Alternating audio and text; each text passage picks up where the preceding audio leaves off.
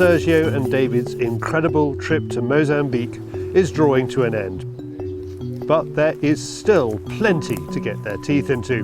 Lions, if they come, you keep calm. They will go. They will go. Yeah. Sergio, who invited us on this safari and has made the whole thing run so smoothly, has yet to pull the trigger. We want to try and retrieve some of the Sacco blade rounds from our buffalo. Manuel wants Paul to shoot a problem hyena, and, shocked by the scale of snaring we highlighted last time, we all want to know if anything can be done to stop the destruction of wildlife and habitat. Maybe some new tech? Management gives you population, it gives you a future. Let's start with the boys on the front line, the trackers. Many of them are ex-poachers, of course. This is Manuel's newest recruit. Hello. Hello. Markhor is born in 1923 Wow. and is my oldest tracker. He's the one that knows all this area. So he's 99 years of age. 99. And he went home some years ago, and some weeks ago he asked permission to come back to work. So there he is. So retirement was getting a bit dull, was it? Yes. And he's got some new boots. He's got a whole new outfit. Oh, you have a new uniform and new boots. How are the boots? Boots good? As botas são boas? As botas são boas? É boa. Boa. They are good. Staying with trackers, and we are about to get a lesson in snaring. And that height is important, is it? Sim, a altura. Sim, porque aqui o búfalo. Buffalo, he has it sort of like at groin height. Eland, he has it at the bottom of the snare at belly button height. You're targeting your species, which is similar, same as the UK when I said, you know, we have these holding devices and we set them at certain heights so we don't catch certain things. I'll take one for the team, shall I? I'll put my safety glasses on. Yeah? Yeah, all right.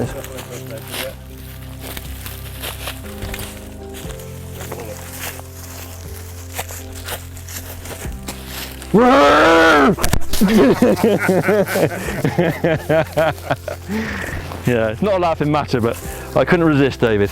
That worked a treat, doesn't it? You know, right up in, obviously underneath an arm or something like that, or where the buffalo had it around his neck. And of course, once you start resisting, you start bending. So, Peter was just telling me, you know what that cable is from? no. This cable is from when they were doing from Lishinga to the other towns, electricity. They would Electricity, oh yeah? knock them down Yeah. to use the cables for snares. So, where the priorities, eh? Yeah. Doesn't matter, they can live in the dark with fire and candles, but And even when there's free meat available here. yeah, well, now it is, by projects like Manuel's doing. Arrancava, agora ficou pobre. Pois, yeah. I see, yeah. What Peter is saying is because the efforts of they find that they'll take it away, find that, take it away.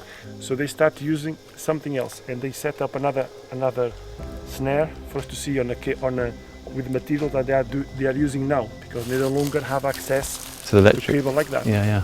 So they set up another one up the road, so we're gonna see it now. Próprio cabo, ele.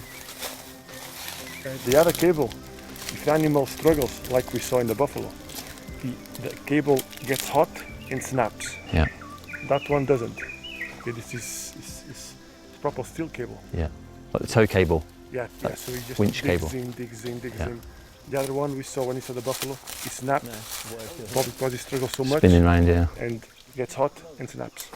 So now they are using this type of cable. Back in camp, the guys are unloading and breaking down our buffalo. That's the damage of the bullet in the heart. Oh my God. So the only means of getting that animal back was to slice and dice it up a bit then. It was in a very, very difficult place. We had to cut it in pieces and bring it just where we could arrive with the vehicle. It's taken 12 hours to retrieve it. 12 hours. From camp there and back, 12 hours. But there he is. Have done his job. Yeah. They will dry most of the carcass for eating in camp or by the local community. However, some cuts are to bait the local carnivores, especially a hyena that's getting too confident around camp. We drag them to let smell. Yeah. The hyenas will follow the smell to the bait. How far? From here, 3 kilometers. Really? I thought you were going to say 300 metres. So it's a bit of a skill to do this then, Manuel. You obviously hang it off the ground. Is that what to make them take longer to... Yeah. We're going to leave it in a way that they touch it and don't eat it all. Right. They're longer to get through it and... Yeah. Tomorrow morning we come and have a look. Yeah. If they add a lot, we bring with us A bit more. from the buffalo Yeah, yeah. and we put flour. Okay. Then tomorrow is easier for them to eat. So. Yeah, yeah. Woo! Woo! Something like that. Single calls, not the... That's a hyena. Like a kookaburra. No, that's a... Woo! Something similar to that. So hopefully you see it and hear it and you say, oh, Paul, that was amazing. They're probably coming in right now. The words from Manuel are, hyena comes in, get a good clean shot, make sure you place it high in the shoulder. If it runs off, do not track it. We will come to you and then we'll go from there. So again, when someone that's done it for a long time tells you that, you know that if that animal's wounded, yeah, you don't want to get in hold of your cameraman. On the way back to camp, Manuel suggests Sergio takes a warthog for meat. He just needs to check 0 on the new Sacco 100, which Paul has named Sarah since our buffalo hunt. Sarah Connor. If you know, you know.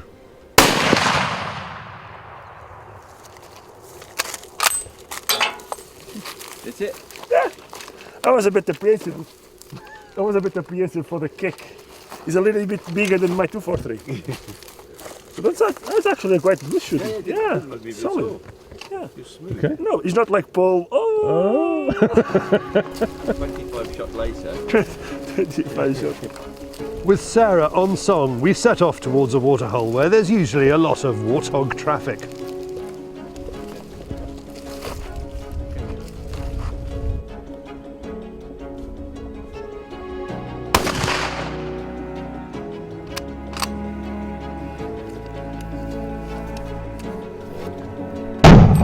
It's not Sergio's most challenging hunt. It's more like shopping. He dropped. Yeah, he dropped. He's dead. And the trackers celebrate his achievement when he returns to the truck. No hint of sarcasm from the team or hint that Paul had a part to play in their enthusiastic reaction. It's an amazing looking animal, and the Sacco blade in 375 dropped it on the spot. The warthog, when he looked, all he could see was the massive teeth. So, yeah. You went for a chest shot, obviously straight on. He Yeah. wasn't going to stand around for long, was he? No, the I don't know their behavior that much, but the hairs was up. Manuel said front shot, so and he dropped. Okay. So it was. And a little bit about him then. How old did Manuel say he was? How old he will be, Manuel? 8 years old. Yeah, he's long. He's sharp teeth, so he's been around for some time. So we're not allowed to call it bacon, but it's gonna be a nice meat anyway. Overboil it, it'll fall apart, I suppose. Yes. Back in camp, Omar, the skinner, has been busy. So, Omar, how long's this buffalo been in here? Yeah, for the 4 or 5 hours. 4 or 5 hours? Yes. And then pick all the bits, piece off? Then I will take it out. Yeah. I leave it cool a little bit. Then I'll start clean, take out all of the meat. Yeah, meat, yeah. Yeah. You built this, yes? It's me who built this. Yeah. Yeah. Yeah. To cut like that, it's me who cut like that. Yeah. Omar also retrieves the 375 Sacco blade from the warthog. Went from the front, traveled the lungs, the top of the heart, and went through the stomach and end up in the back end, in the gut of the back end. It was a frontal shot, so It ended right at the back end. ended right in the back end. Yeah, stopped in the gut. With so much happening around the camp beyond the hunting, David asks Manuel for a few minutes to talk about his stewardship of this piece of Mozambique. Human population growth is his greatest fear, with that population believing their natural resources will continue to deliver, despite greater pressure. They don't think that the same forest that gave to their ancestors the food and the wood and the bamboos for building, and the same forest have limits. They are using too much that forest, and we, the supposed civilized people, we have to teach them different ways of living, using the land, but properly, using the forest sustainably. I don't know if is that the word. Yes. And not destroying like they are doing today. Is total destruction.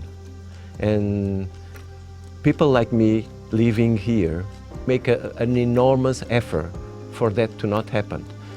If the others that are against me, against us, put their efforts together with mine, perhaps we can save all this forest and all this wildlife. I don't want them to come and take snares from the bush. I need all these people to come here and educate this population. Tell them that there's no future for their children. If you help us, we help you. We cannot keep fighting.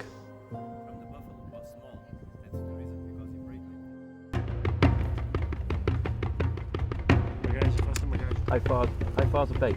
With a hyena to hunt, it's all change again, and this time Paul is going to zero the HIC Micro Alpex scope.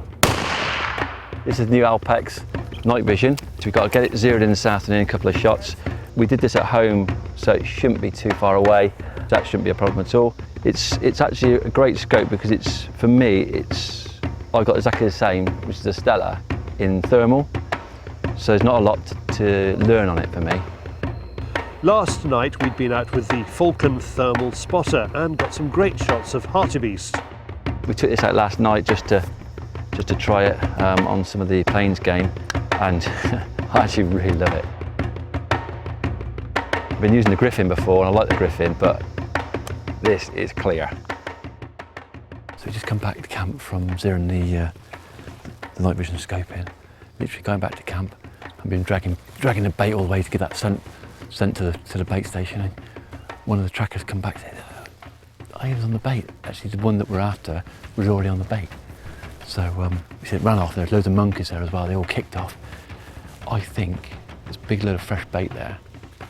I think when everyone goes in, I think within the next hour, she just tickle back. That's what I hope anyway. That'll save a long, hard night. So we're going to sit up there for an hour and we'll cut the hours and then have dinner and then go back out again. But I think it's a good chance for it. So, wind's not too bad. All good. As it's our last night in camp, all we can do is give it a go.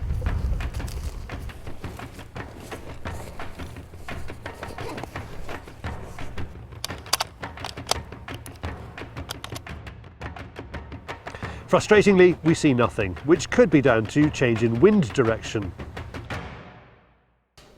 The following morning, Paul has a last look at our buffalo. British politicians are trying to ban these bits of bone and horn being brought back into the UK. About the other side of that. I'm glad I didn't get as close as that. Yes, imagine that coming close to you and. We had some horror stories last night, didn't we? Yeah, I mean, that's the weight of that is one thing with the horns, but 750 kilograms behind it, or 800 kilograms behind it, pushing through. I mean, that's just immense. I have to put it down because it's so heavy. Yeah, Omar's done a great job of boiling that out with his custom build boiler. Look at that, eh? Fantastic. And there's Serge's Warthog. Look at that, that's beautiful. Yeah, that would make a lovely knife, wouldn't it? Yeah. Fantastic keepsakes of a very memorable trip. Well, you just said keepsakes, and that's exactly what they are. That is basically fly fodder. However, it means something. by not allowing this stuff to come back, wouldn't have stopped me from coming across here. It's a crying shame to go to waste, really. Now, we blanked last night. Yes, we pushed it as long as we could. It was really funny because the wind changed. The wind was, we could smell the bait, and then it changed about 11, half 11, 12, and there was buffalo come to a waterhole at the back we could hear. There was animals calling around, some birds calling around us, and then it just went, pew, and we thought that's a bit weird, very strange. But then, of course, we suddenly realised we could smell the smoked meat, actually. That's what I smelled, smoked meat. Coming straight to the camps, obviously, it's pushing the wind straight to the bait area. And so, yeah, so we called it a day. But yeah, it was a great experience. I think I preferred staying in that camp rather than the one at the back, because the one at the back would have been a bit remote for me. But yeah, it was. We had a few snoozes, didn't we, during the night as well. But it was good. It was good to see the kit in action. And actually, this is what we're going to be giving to Manuel. We're going to give him a Lynx thermal, basically a nice tool for the job, and nice that Hick have put it up there so like a giveaway for them. Well, Manuel, here we go. We got a gift from Hick Micro. It's a thermal spotter, and it's just a gift from them, just to hopefully help you and your trackers with your bit of poacher patrol and your follow-ups. I hope it'll come in. Thank you very much too. Coming well. That will help a lot. Thank you very much. What will you use it for? We can use it at night with wounded animals, and we can see where they are. Yeah. Easily. Yeah. And also for anti-poaching. Perfect. Good luck. Thank you. Left eye dominant. Yeah. Pleasure. No, pleasure. Good. Thank you. Good luck. Good luck. Thank you. Hopefully it keeps somebody safe anyway. We leave the last word to Sergio. Having seen the operation here, he knows who would embrace the opportunity. If you have that mentality that you want to feel Africa and what Africa is about, yeah, we can help with that. And that is the sort of clients, the sort of people we need. People that want to hunt, but also want to help and be proud of what they've done. Because what's no point for us to do all this and then be anonymous about it. You know, you need to be proud of what you just done, because you've done a lot more good than you did wrong by shooting an animal. We need to shoot an animal to save a species. And that's what you have to do. And that's what I want to do.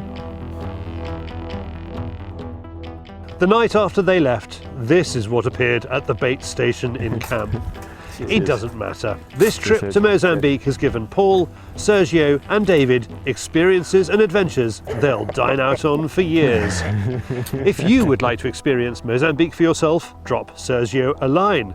If you want to find out more about the Sacco 100 or Powerhead Blade copper ammunition, go to sacco.fi. And if you want to discover more about the Hick Micro range, go to opticswarehouse.co.uk.